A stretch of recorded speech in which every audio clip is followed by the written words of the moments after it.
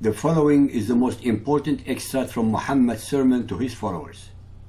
His last will and testament, just before he died in the year 632 AD. O people, understand my words which I convey to you. I leave behind me two things, the Quran and my example, the Sunnah. And if you follow these, you will never go astray. Most people, whether followers of Muhammad or not, do not know that Muhammad's Sunnah is actually considered and acted upon as equal to the Quran, and in some cases overrules Allah's instructions. For those who do not know, let me explain what Sunnah is. Sunnah is an Arabic word that means habit or usual practice. The Muslim usage of this term refers to the sayings and living habits of Muhammad. The Sunnah of Muhammad includes his specific words, habits, practices, and silent approvals. It is significant to the traditions of Muhammad and Islam because it addresses ways of life dealing with friends, family, and government. In the context of the biographical records of Muhammad, Sunnah indeed often stands synonymous to Hadith, as most of the personality traits of Muhammad are known through descriptions about him, his sayings, and his actions. There are instructions in Muhammad's Quran that are not followed because the Muhammadan exegetes decided for their convenience to follow his Sunnah instead, that his Sunnah overrules Quran. Case 1. The stoning verse. The case of the stoning verse or Ayat al-Rajam is a perfect example. A verse that does not exist in the Quran but only in his Sunnah. Al-Nur 24.2. The woman and the man guilty of adultery or fornication, flog each of them with 100 stripes. Sahih al-Bukhari 8.825, narrated by Abdullah bin Umar. The Jews came to Allah's apostle and mentioned to him that a man and a lady among them had committed illegal sexual intercourse. Allah's apostle said to them, "What do you find in the Torah regarding the Rajam, stoning verse?" Deuteronomy 22.22. If a man be found lying with a woman married to a husband, then they shall both of them die by stoning, both the man that lay with the woman and the woman. So shalt thou put away evil from Israel. Then Allah's apostle ordered that the two persons be stoned to death. I saw the man bending over the woman so as to protect her from the stones. Why don't the followers of Muhammad not comply with Allah's perfectly clear decree, but follow the one of Muhammad's Sunnah? How is it possible for any believer to abide by Muhammad's Sunnah and not by Allah's command? Why would Muhammad's Sunnah overrule Allah's explicit edict? I repeat again, the answer resides in the fact that the scholars of Islam, when it suits their agenda, consider Muhammad's Sunnah equal and sometimes superior to Allah's revelations. Sahih al-Bukhari 8.816, narrated by Ibn Abbas. Umar ibn al-Khattab said, "I'm afraid that after a long time has passed, people may say, we do not find the verses of the Rajam, stoning to death, in the Holy Book, and consequently they may go astray by leaving an obligation that Allah has revealed. Lo, I confirm that the penalty of Rajam be inflicted on him who commits illegal sexual intercourse if he is already married. Surely Allah's apostle carried out the penalty of Rajam, and so did we after him." The scholars of Islam exhibit an unusual split intellectual disorder syndrome that they suffer regarding many of the Quran and Sunnah instructions and contradictions. Omar asserts that the stoning was to be applied only to men or women who are married and yet fornicate. This punishment did not apply to men or women who have consensual sex when unmarried. Yet contrary to the letter and spirit of all the above, the enforcers of Sharia stone adulterers to death, be they married or unmarried, overruling both Quran and Sunnah. Case 2.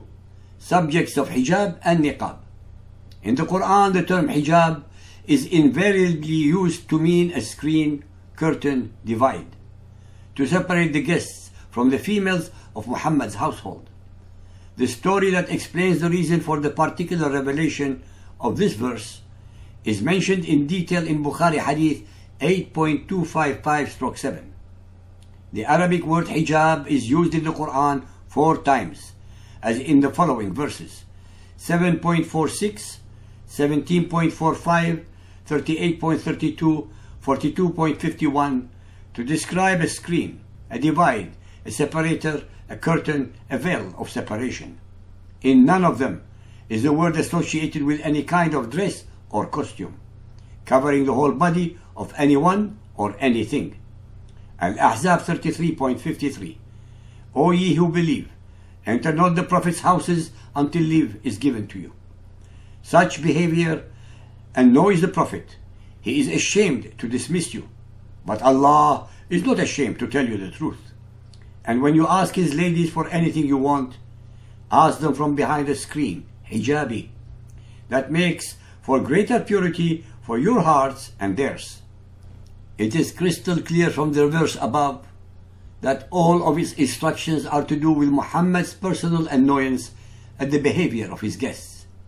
As usual with Muhammad and his Quran, an instant made-to-order revelation was descended to turn his personal objections into unchallengeable divine sanctions, emanating from the unsuspecting supreme pagan god of the Kaaba called Allah. By no stretch of the imagination can any intelligent being construe that this verse implies or means to cover the body of the female believer with any clothing.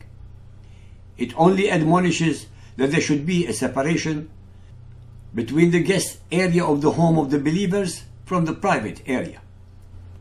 While the idea of the hijab was to create an atmosphere of modesty among the females and males of the believers, the male Muhammadan exegetes created an incredible set of lies to control their women in body, soul and mind, rendering them totally subservient to their will. To prove my point, I put down a challenge worth 10,000 pounds to the first human being who can show all of us the word hijab or niqab in the Quran as describing the covering of the believing woman from head to toe. Case 3. Wine prohibition. In the Quran, wine is called khamr and is mentioned explicitly in the following 5 verses only. Al-Baqarah 2:2.19. They ask thee concerning wine, khamri, and gambling. Say, in them is great sin, ithmu, and some profit, manfa', for men. But the sin, ithmuhuma, is greater than the profit, naf'ihima. In no way is this verse a clear and uncompromising edict on the two personal practices of drinking alcohol and gambling. I would like to point out that the adjectives used above to describe the usefulness or harm of drinking intoxicants and of gambling are in the form of admonitions, advice, and not as direct and unambiguous commands or prohibitions to desist from either of them. Moreover, it does not make sense to use the adjective sin, which is a moral concept, in contradistinction to profit, which is an economic concept. In fact, the Arabic word manfa' should have been translated to benefit and not profit, and the opposite should have been harm instead of sin. Nowhere in the Quran is the word haram, prohibited, associated with the drinking of wine. Nor is there any punishment for being intoxicated. The punishment of 80 lashes was mandated by the later followers of Muhammad from his Sunnah, which represents a man-made ruling and not one from Allah. Yet once more, Sunnah overrules Quran, if not equal to it. An-Nisa 4.43. O ye who believe, approach not prayers with a mind befogged, sukara, until you can understand all what you say, nor in a state of ceremonial impurity. The word sukara means intoxicated. The verse does not prohibit the drinking of wine. It is only pointing out to the believers that they should not attend prayers while under the influence, nor should they attend when unclean. The Quran advises in this verse against drunkenness during prayers only. This means that the Muslims are actually permitted to drink some alcohol in between the times of prayers. though the number of prayers per day would limit drunkenness. However, this further implies that after the night prayer, the final one, Muslims can even get drunk. Al-Ma'idah 5.90. O ye who believe, wine, khamru, and gambling stones, and divination by arrows are an abomination of Satan's handiwork. Eschew such abomination that you may prosper. Satan's plan is but to excite enmity and hatred between you with intoxicants, khamri, and gambling, and hinder you from the remembrance of Allah and from prayer. Will you not then abstain? Yet once again, abomination means detestation or repugnance, and the verb used is eschew, meaning avoid, which is a warning and not an outright prohibition, haram. Al-Nahl 16.67. And from the fruit of the date palm and the vine, you get wholesome drink, sakara, and food. So-called believers and unbelieving kuffar, in the whole of the Quran, there are only 5 instances where the word khamr is used explicitly. And only in Al-Baqarah 2.219 is it frowned upon but not prohibited. Once again, Muhammad's Sunnah supersedes the Quran. As I had conclusively revealed in several of my chapters, every single letter, word, ayah, verse, and surah chapter in the Quran are actually the product and discretions of Muhammad's mind, representing his alter ego, his autobiography, but cleverly projected into the unsuspecting mouth of Allah to give them the aura of sanctity and divinity. Allah, Satan, and Gabriel are most certainly the multiple voices of the ventriloquist Muhammad.